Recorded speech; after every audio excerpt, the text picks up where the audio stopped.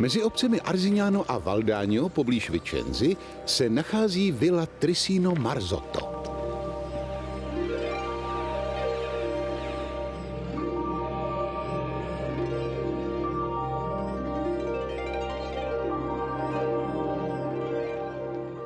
S podobnými místy se pojí pokaždé fascinující příběhy. Podívejte se například na tamtu část paláce. Na jejím místě stál dříve středověký hrad. Někdy v letech 900 až 1100 sem přišel rod Trixenů z Německa. Trixenové měli germánskou krev, byli to bojovníci, byli to tvrdí válečníci. Přišli sem, postavili tady pevnost a po těch, kteří tudy procházeli, požadovali mýtné. Později se začali projevovat, tak nějak se stali laskavější, stali se pány Trissino. Gian Giorgio Trissino objevil schopnosti architekta Palladia. Ze středověké strážní věže pak během 17. století vznikla vila. Celá stavba dostala maximální možnou jemnost a také okázalost.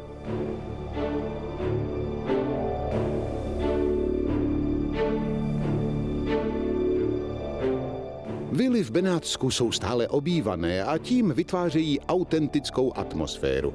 Návštěvníkům zprostředkovávají historii zasazenou v aktuálním kontextu. Rovina historické památky a rovina obytné stavby se zde stále setkávají. Vilu později zakoupil Gaetano Marzotto pro svého syna Giannina, který ji zrekonstruoval. Bonazanuso je jakousi vestálkou této vily. Vila je opravdu překrásná, za to tento sál je nic moc. Ale jděte. No tak, vždyť to nic není. Prosím vás.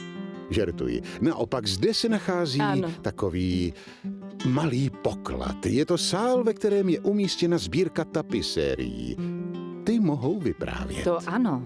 Mají velice dobrodružný příběh.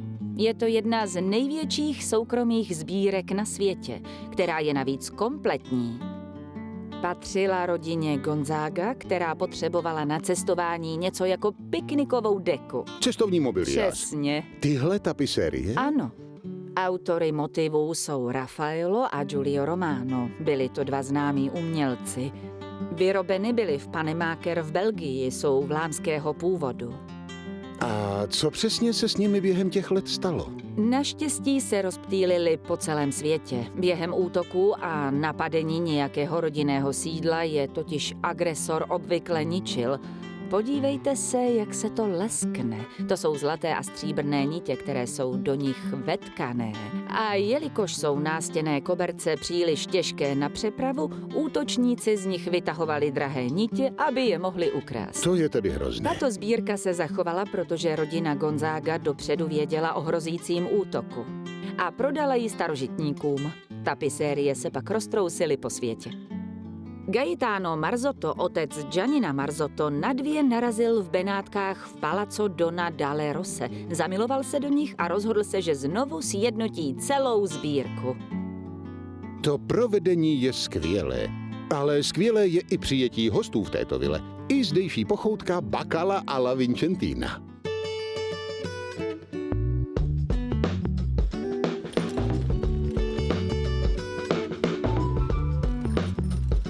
Slow Tour, domy Benátska. Dorazila jsem k vile Emo.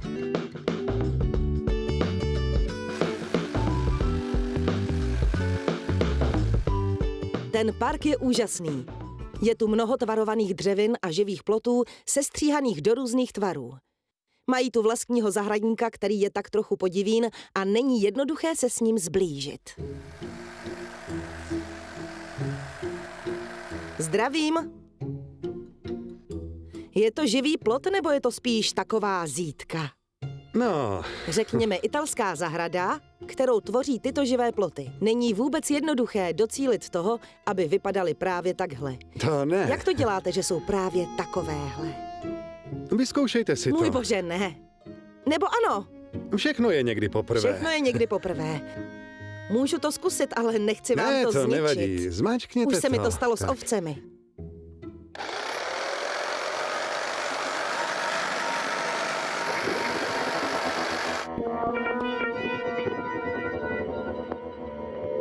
Paráda! Díky, není Prosím. to vůbec snadné a jsou tu kilometry a kilometry těch živých plotů.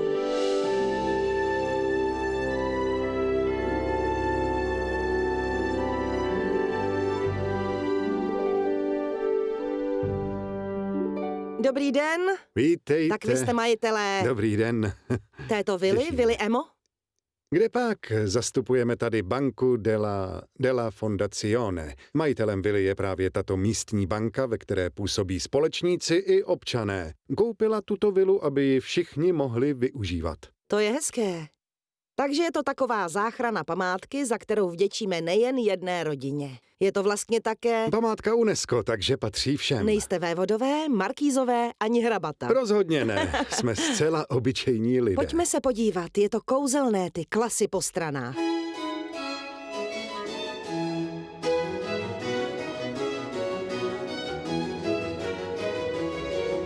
Úžasné. Toto je skutečně paladiánské. Je to přímo stělesnění Palladiova díla. Autorem fresek je Zeloty, což jsou 40. a 50. léta 16. století. Je to možná nejpovedenější Palladiova vila. Typická vila se statkem, které si v těchto oblastech nechávali benáčtí šlechtici stavět. Všude tady kolem jsou k dispozici informace o historické době a o tom, co se tu dělo z pohledu zemědělství. Tak například tam vzadu, vidíte to zátiší, ty dlouhé girlandy? Jejich autorem je Zeloty, žák Paola Veronéseho. Je v tom trocha ironie. A květy tam nenamaloval schválně. Je tam spousta zeleniny. Je tam česnek. Tohle nevím, možná je to květák. Tohle je asi kapusta, to opravdu nevím, možná zelí. A potom to nejdůležitější, vidíte? Je tam kukuřice. Jelikož odkud pochází kukuřice? Samozřejmě dovážená přes Turecko, ale i z Ameriky. Rodina Emo přivezla do tohoto regionu kukuřici. Právě voda a kukuřice byly dva faktory, které tehdy dokázaly dostat zdejší populaci ze skutečné krize. Víte, bylo to jiné než dnes. O co se jednalo? O polentu. O polentu. A můj bože, o polentu.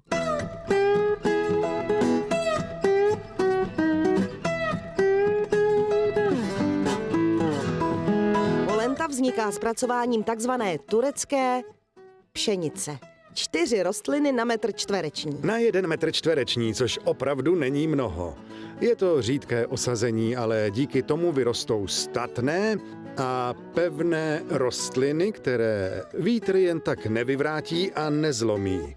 A úroda takových mohutných klasů je pak samozřejmě o něčem jiném. Vidíte to? Paráda, je to biokukuřice, žádná ano, genetická přesně, je to modifikace. původní odrůda. Chtěla bych si je zasadit na svou zahrádku. Beze všeho. Díky. Když už jsme u té mouky a jsem v Trevízu, mám chuť na pizzu. Dobrý večer. Dobrý večer, ale já jsem si ještě nic neobjednal. To je takové překvapení. To je pizza z těsta ze 6 druhů mouky. 6 různých 6 druhů? různých druhů mouky. V té samé pice? Té samé. Těsto se nechává 2 dny uležet. Jakmile ji sníte, budete se cítit o hodně lehčí, než když jste se posadil za stůl. Nic z toho není mražené, všechno jsou to sezónní produkty. Odkud pochází ta zelenina? Zelenina je bio. Všechna ta zelenina je z našich biopolí.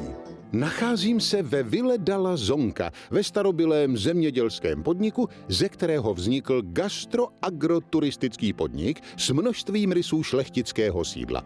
Vejdu do honosného paláce a co tam najdu? Čaj. Villa della Zonca. Původní stavba pochází z 15. století. Dále se rozvíjela ve století 18. Tuto klasickou benátskou vilu, letní sídlo, si benátská šlechta nechávala stavět ve vnitrozemí. Má krásnou udržovanou zahradu. Sloužila i jako zemědělský podnik.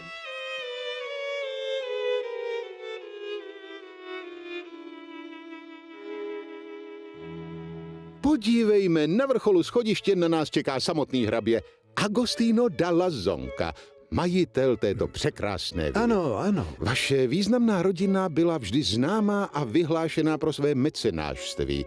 Vždy vřele přijímala hosty, kteří sem přicházeli. Kdysi dávno to byli slavní umělci. Dnes jsou to spíš tlustí turisté. Sic transit gloria mundi. Pan hrabě je fatalista. Naše rodina koupila tento dům na konci 19. století a od té doby se sem můj pradědeček, který vlastně dům zakoupil, snažil zvát, držet si tu a zaměstnávat umělce, hudebníky, spisovatele a malíře. Vila je plná uměleckých děl. Kdysi dávno byla tím největším bohatstvím půda. Nyní se ale časy mění. Musíme hledat jiné zdroje příjmu, abychom mohli udržovat toto, řekněme, dědictví.